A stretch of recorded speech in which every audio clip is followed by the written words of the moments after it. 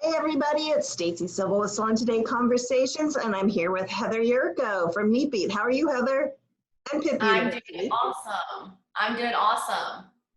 We were chatting a little bit yesterday, and you were talking about how your salon's using the time to get prepared to reopen and doing some additional training and offering some new services. Talk a little bit about that.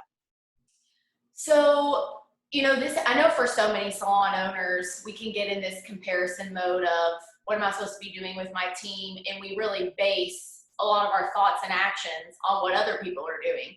And for us, when it comes to the actual team, we have communication, but honestly, I'm not even, I want them to enjoy this time. And so there has been a little bit of communication, but not a ton. And I'm totally fine with that.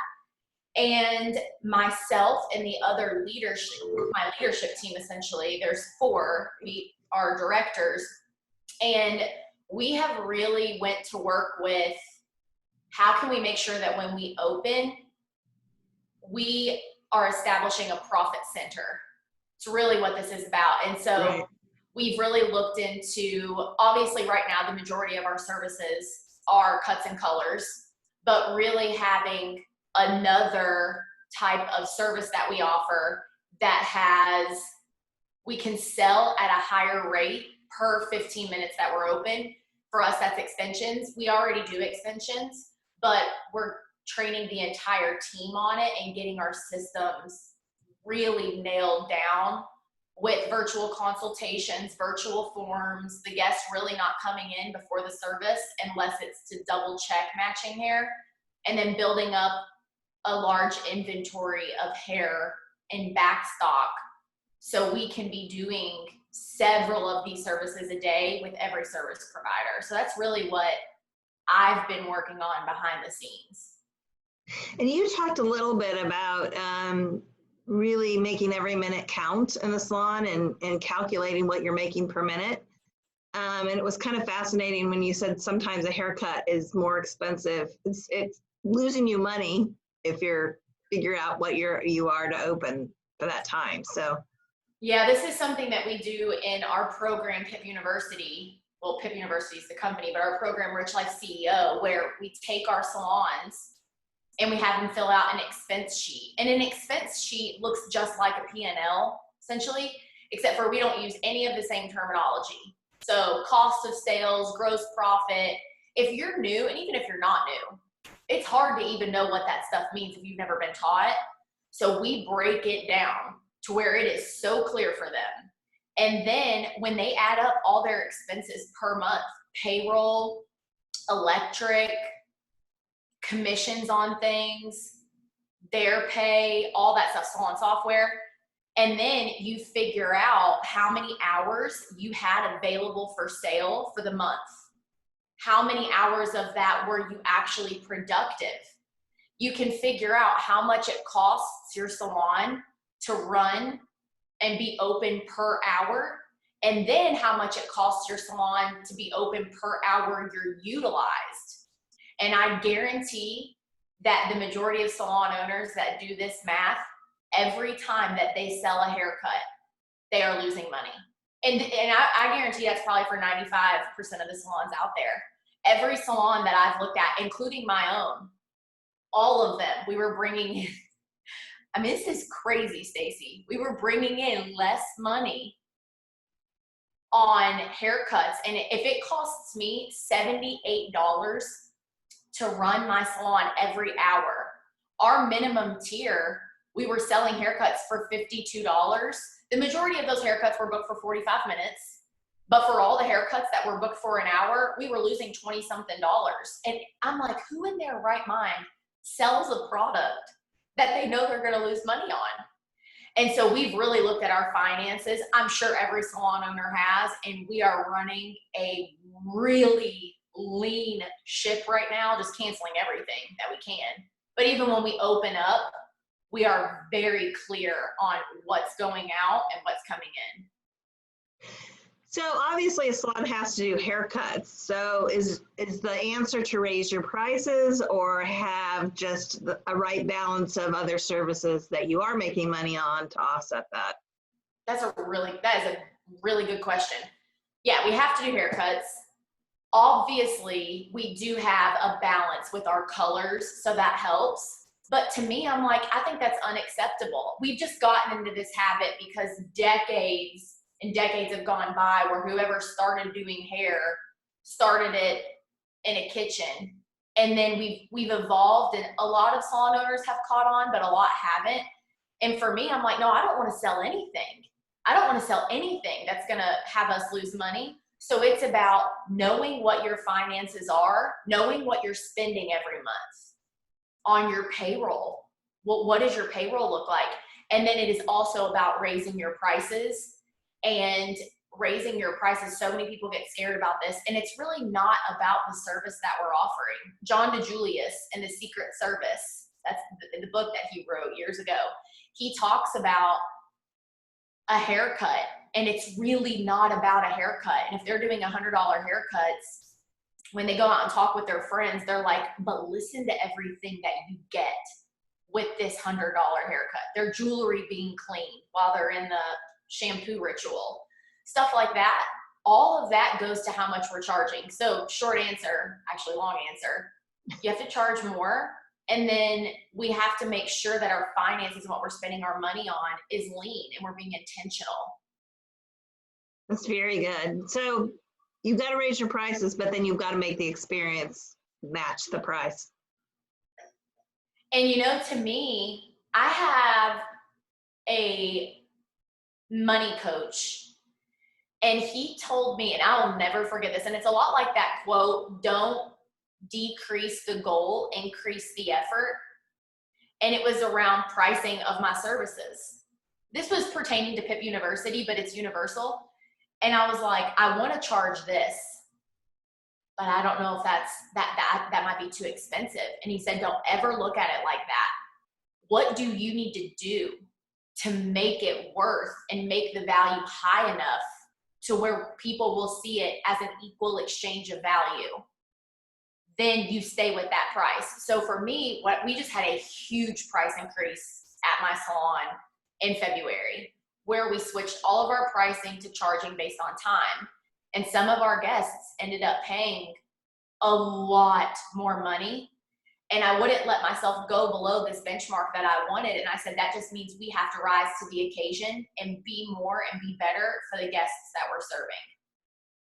So did you have any pushback from guests when you did that? I mean, it's kind of hard to tell because then we went into March and. Yeah, we had, I think we prepared our team forwards, backwards, and sideways. And we use a self-coaching model within our team. So all of our team knows how to self-coach themselves with something that we use that's called the model. And so I was in the salon for 3 days straight, and I met with the team over and over and over again in clusters of groups, one-on-one, and we self-coached through the model to get their minds right for why this was necessary, all the reasons why. And that's really what we just sat in, is the why. So when they went to talk with their guests about it, there was some guests that they were really close with that asked questions, but because our team was in such a healthy mental space, our guests were like, that makes total sense.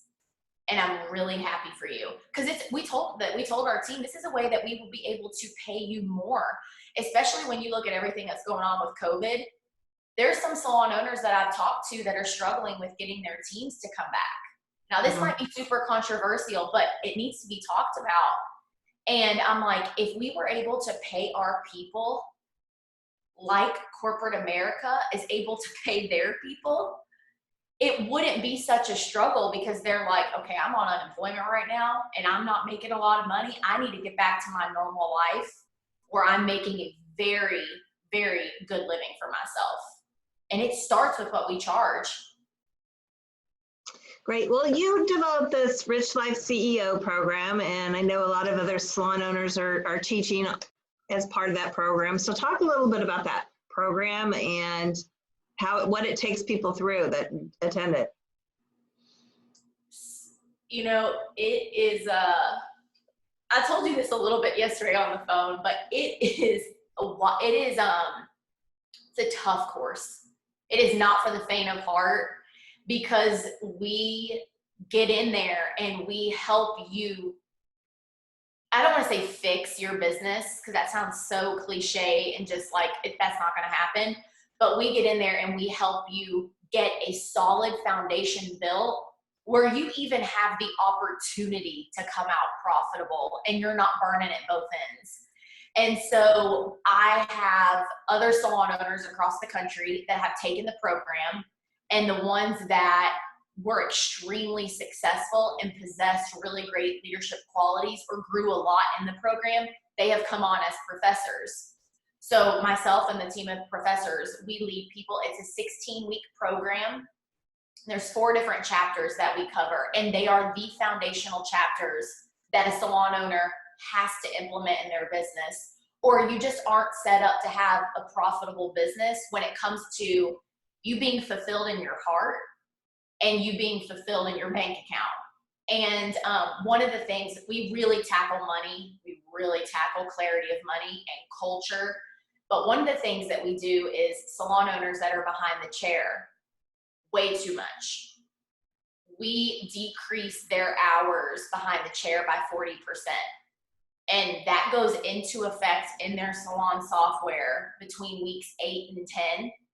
Because so many salon owners are just scared to do it. They think all these lies, and then they say, I don't know how. So we hold their hand and we ensure that in week 8 or 10, they're out from behind the chair 40% less hours. And we show them how it doesn't have to affect their revenue. Because that's what most people are scared of. Either I don't have anybody to send my people to, or I have to be bringing in the revenue. Those are the 2 biggest objections. It is an incredible program that I believe I want every salon to run like this, especially the new ones. Salons that were built in the 90s, early 2000s, it's different now. It's different to build a machine now with the way the industry is, with the types of people that are predominantly making up our salons that are brilliant people. We have to be innovative just a little bit faster. And so the type of salon model that we've come up with is amazing in Rich Life CEO. So talk about the 4 different chapters. So there's money and culture. What are the other 2? So culture is the first, money is the second, communication is the third, and the 4th is results. So it really starts off with culture, and we realize that we are coming into these salons with teams that they already have. A lot of the teams, they need help culturally, for sure. And we get the culture situated, but what's different about it is they get feedback from their entire team. Their team is involved with every decision that is made. Now, the owner, and there's another 2 leaders that do the course program with the owner. So it's not all on the owner, and we develop those 2 people. We make sure that the team has a say in a lot of stuff, because you can't come in and just change stuff without buy-in from the team. So then after culture, we move into money. We take the company through a price increase, and we shift pricing to charging based on time, which is revolutionary. One of our salons will do about $21,000 to $22,000 more a month because of the pricing structure that we developed for them. And then we get their bank accounts clear. So we go off profit first. So we have them open 5 bank accounts. They know where every dollar is for their taxes, their profit, their payroll, and then their operating expenses. Wow. Clear as day. They log into their online banking. They see exactly how much money they've made in profit. They see exactly how much money they have for payroll, and they know they can't spend it because it's already spent. Same thing with operating expenses. And then the communication chapter is just everything that I've ever learned from communication, from all of the mentors that I've never met, all the books that I've read. And that is broken down in a way where we really want to build effective leaders and create autonomy in our workplaces so people feel like they're a part of building something bigger than themselves. And then we also teach the self-coaching model in Rich Life CEO.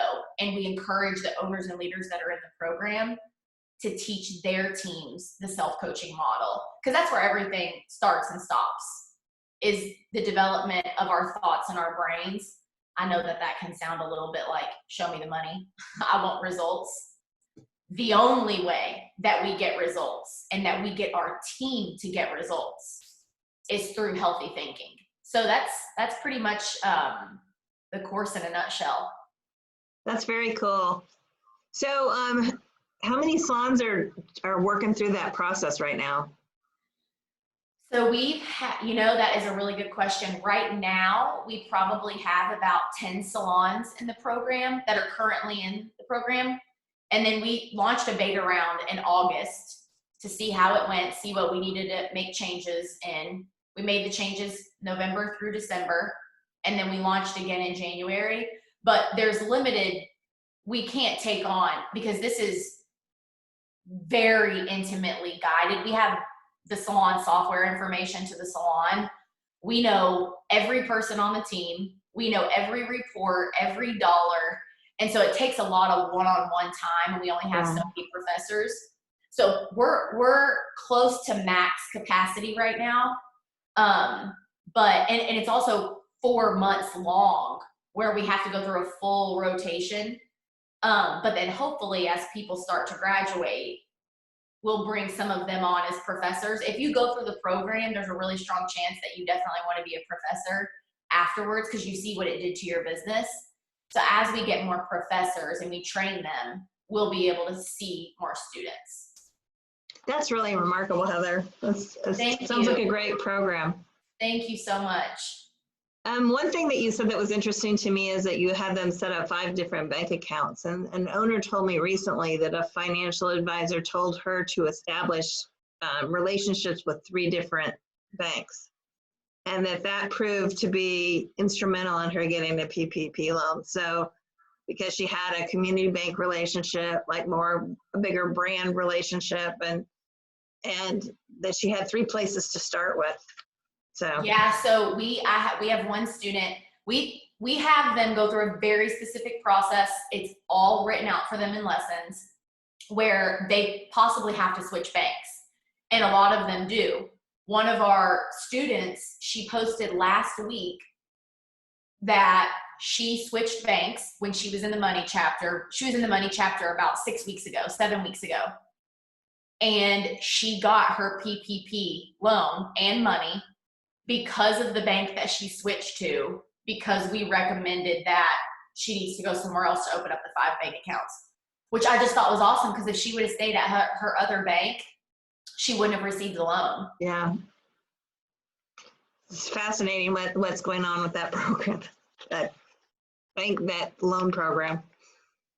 Yeah, it's interesting to see how it's all going to work out with the time limit that you have to spend the money, and if we're going to be open in time. So I applied, I'm with Chase. I had my application submitted the day that Chase released the application. Well, I got a notification last week saying I didn't get approved because the funds had run out. Well, I got an email on Monday and then an email yesterday saying I'm in the 3rd phase of approval. My payroll's been approved and everything. So when they release more funds, then we could, get those funds. But after I found out last week that I didn't get approved because there was no more funds, I'm a researcher. I mean, at heart, I am a data analyst and researcher. That's what I do for trade. And I started researching, and there's a lot of businesses out there that have received the money, and they're really scared that it's going to do more harm than good, because if they have this certain 8-week time frame, but they're not even open right now, they can't bring their people back on payroll and have the sales that make sense to pay these people what they're used to being paid. And then when you pay it back, you have to have a 1% interest on it. So I'll be really curious to see how this works out. And hopefully I don't receive the funds until I know that we're able to open up. But I'm in Kentucky, so our governor is taking every precaution possible. So there's a 14-day consecutive day benchmarks that we have to hit before we can even enter phase 1. So it'll be minimum 3 weeks, absolute minimum. That'd be the fastest that we could open up. Yeah. We have to hit the 14-day benchmark. So I'll be curious to see how it all works out. Well, thank you so much for being on today and sharing what you're doing and the inspiration behind the program that you've launched. I think it's just fabulous, and I can't wait to hear more about it. So. Oh, thank you, Stacy. Thank you for calling me and asking me, and I hope that this was very valuable to everybody that watches. And where do people go for more information? You can just find us on Instagram or Facebook. Many people reach out to us on Facebook, and it's just PIP University. PIP. Yep. Okay. Thank you, Heather. I appreciate your time, and I hope stay strong during this and sane, and hope we're all back running again really soon. Awesome. Thanks, Stacy. Thanks. Bye-bye.